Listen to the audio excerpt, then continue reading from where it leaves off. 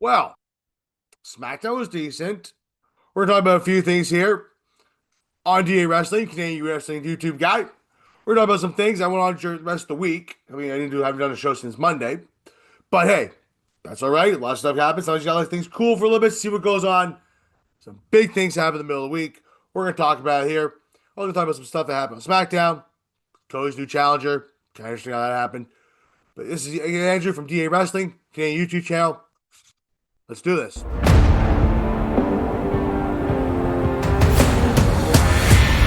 Okay. So, before we really get into the whole nitty gritty of everything, make sure you like, share, subscribe down below. Small click for you, big click for us here at DA Wrestling. We appreciate you. We thank you very much. So let's go on with the show. All right. So, as we saw on Sunday, Brock Lesnar returned. Now, Brock's deal apparently is kind of just here and there. Paul Heyman was on the Aerial Hawaiian show, says, cares. I mean, to a lot of people, it matters. He's got a valid point. Who cares to some? Some really do care. Now, it is an ongoing case. That's a fact. But Brock was never formally charged. According to WWE's lawyers, he weren't charged with anything. So, in their eyes, it's kind of okay, I guess. I know there's about a lot of people out there who sit there and say that's a horrible idea to bring him back. A lot of people out there say it's a great idea to bring him back for a little bit. I'm kind of just in the middle. I'm kind of neutral. I'm like Switzerland. Very, very neutral on it.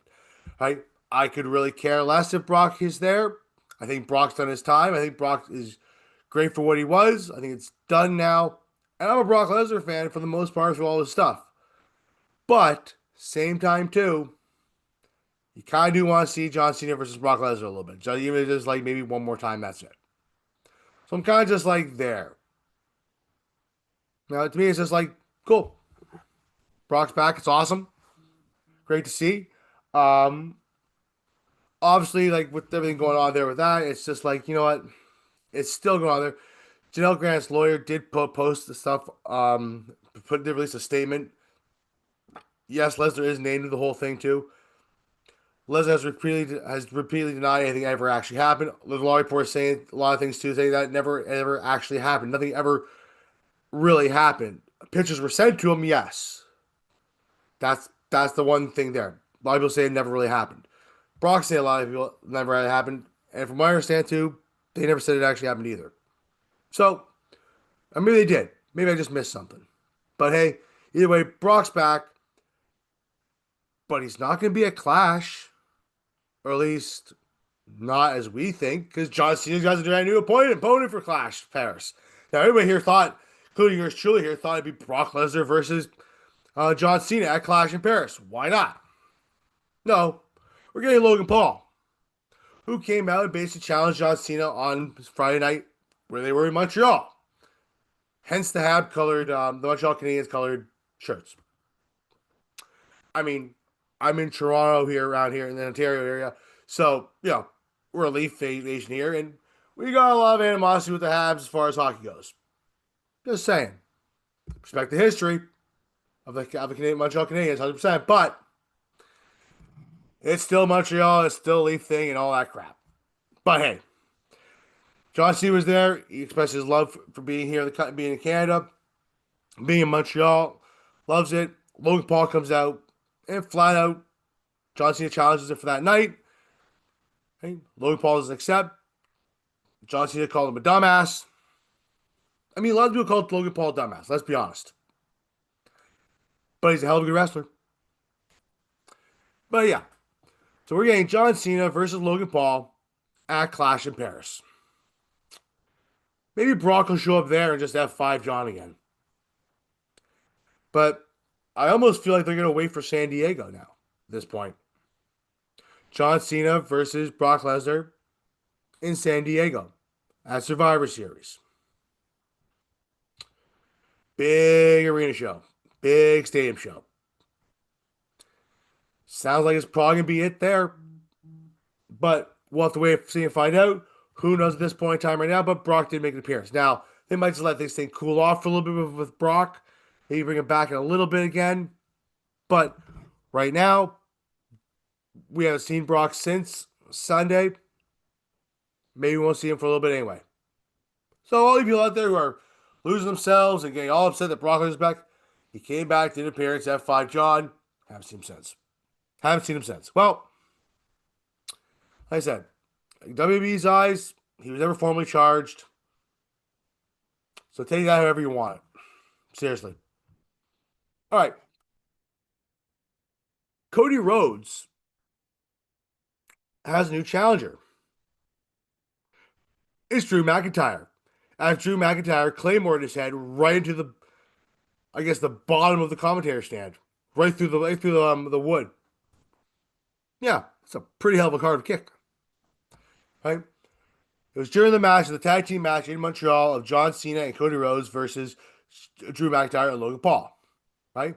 Match got thrown after Logan Paul low blow John Cena, right? It erupted the chaos a little bit there. Drew McIntyre took out Cody a little bit there, started staring at the towel, went into a little trance. Even Wade Bear's like, he's been so obsessed with this thing. He's got a point. You know, he won the title at WrestleMania 2 years, a year ago, and then lost it in 7 minutes later. A little bit longer than Punk had it. So, in response to that, he got to get a chance. He Claymore kicked his head right into the thing. That's how the show ended. So, my guess is, folks, we're getting Clash in Paris. It's going to be Drew McIntyre versus Cody Rhodes for the title. Now, right? It's going to be probably a really good match there. Now, they've toyed around with the Drew McIntyre Cody Rhodes stuff for a little bit now. It's not like it's anything new. But Drew hasn't really ever got a formal shot, really, let's be honest, against Cody for the title. Do I think Drew's going to win? No, I think they're going to strap this thing on Cody for a while. I'm still holding out for that heel turn that I predicted this year, back in January. And I think then we're going to have somewhere in the next little bit the inklings of that turn. I think we're going to start seeing it soon. There's only so much you can do with babyface Cody. Just saying. Like, John was babyface for the longest time, but, like, he did heel stuff. Cody, for the most part, has been the pure babyface. You know? Like, when I say John Cena did heel stuff, let's be honest, he stole Zack Ryder's girlfriend. That's pretty heelish. So, that being said, Cody Rhodes versus Drew McIntyre in Clash of Paris should be a hell of a good show for Paris. For France, sorry. Right? I think it's a good time. I think Cody's going to win after a hot-fought match. Might even get another one out of this one. Who knows? We'll see. Also, on SmackDown last night, Jade Cargill basically wants her shot back. Wants another shot at Tiffany Stratton. Eventually, it's going to happen again. I think some people are saying that Jade Cargill's push is done. I know Stevie Richards posted something on it. Look, whether it's done or not is irrelevant at this point in time right now. Right? Eventually, it could be done, but maybe they figured she wasn't ready yet. I'm willing to be a little optimistic on this here. It's a possibility that she wasn't ready yet. They don't have anything for her, whereas Kevin go against Tiffany Stratton one more time. Right? Maybe helping her maybe turn heel in the process might be better off. Because let's be honest, they're both faces. Right? WWE sometimes seems to have a problem with booking two faces against face. They really do. Right? So maybe they want to turn one of them heel. Now we did see Kiana James, the returned Kiana James, right? She's been back now for about 2 weeks now. She's aligned herself with Giulia, the United States champion, which is great. Good to see Kiana James back. If you don't remember Kiana James, but she was in NXT. She got called up and then tore her knee up. I know. Horrible, right? She's finally back. She's aligned herself as like a valet or manager or legal representation. It's probably the best word for it. For Giulia, right? She gave Kate Cargill her card, in case you need any help with something, hint, hint. Right? Looks like he's trying to build a faction out of this, maybe. Maybe. We'll see what happens. Jay Cargill said she didn't need it, so yada yada. She let all the way away. Michin decided to came by, took the card, said, no. Actually took the card off of Cargill because he was given the card. Sorry about that. And Cargill gave it to Michin and said, I might do this, give myself a title shot. Looks like we're going to Michin first is GIULLIA program. I'm kind of okay with this. Giulia can go. She's great. Michin really is underrated for the most part. She's a very good wrestler. She's very good at what she does. Fortunately, I guess WWE doesn't see her as much as more than just competing occasionally for the U.S. title. Women's title, that is. But, you know what? I don't think Giulia's going to lose anytime soon either. I think they want to strap into her for a bit. Get that thing going a little bit more. To be honest with you, that title's kind of seen better days when it was Chelsea Green held it. Not to be a dick. Anyway, moving on to the last big thing that happened this week in the world of WWE. It's a 5-year deal with ESPN. Now, there's a lot of people online who I've seen this thing complaining about it, and rightfully so. A lot of people got Peacock. It's cheaper.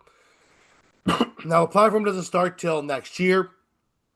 They're set to hold all PLEs, major PLEs, on ESPN. Like, you'll still get your Raw and SmackDown on Netflix.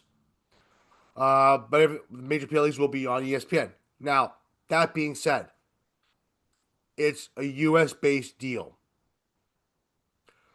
There's nothing about Canada in it. Right? All this stuff will still be on Netflix in Canada. According to Netflix in the US, though, apparently, I guess it would be over. I don't know why they do that, but as far as Canada goes, from what I was reading, it only involves the US. It's the US. So all our viewers out there in the US, I'm sorry. Like, it's $30 for ESPN. Like, that's ridiculous. And they wonder why people don't want to pay for cable anymore. Or even some of the streaming stuff, just do it for free. Just do it for free, get a box. They wonder why. Can't imagine. But it's a great deal for WWE. Also, really dumb. Like, you just got the Netflix stuff. That came into effect in January. Right? You just got Peacock, was it last year? Right?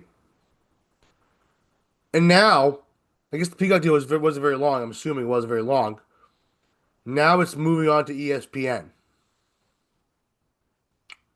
Like, what are you going to do in 5 years from now? Jump somewhere else? Jump back to Netflix? Disney Plus, maybe? Like, what are you guys doing?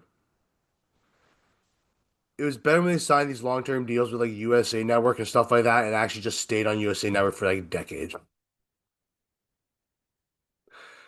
But WWE is a hot commodity. It's a very big product. It's a hot product. They're making more money than most places, let's be honest. Right? They're not getting hit with tariffs either. So, I guess they're fine. Other than that, guys, there wasn't much else that really went on in the world this week as far as WWE goes. No. Hey, it's kind of what it was. It's a week after WrestleMania. Sorry, a week after SummerSlam. Stuff went through. We had some big happiness. Nothing big surprises there. We're going to see what takes us next week. We are only a couple weeks away from Clash. We have more matches on the Clash card, so we're going to have, obviously, John Cena versus Logan Paul now. Obviously, looks like Cody versus Drew. Stephanie Vakir versus Naomi. And more to come on that. Now, last year's was really huge in Paris, so it's going to be probably good again. Well, it wasn't Clash. Was it Clash last year in Paris? Might have been. Oh, Backlash was in Paris. So, yeah. So, it could be huge there, too. So, looking forward to it. The international pay-per-views are a lot of fun, to be honest with you, so I'm looking forward to watching them, too. Also, I'm looking forward to you guys subscribing as well. We thank you very much, though, for that. We appreciate it. Have yourself a good one. Make sure you follow us there on DA Wrestling on X, DA Sports on TikTok. Make sure you like, share, subscribe on here on YouTube, Spotify, as well as Podbean. We thank you very much. Have yourself a good one. That's the episode. Talk to you soon, everybody. Have a good one.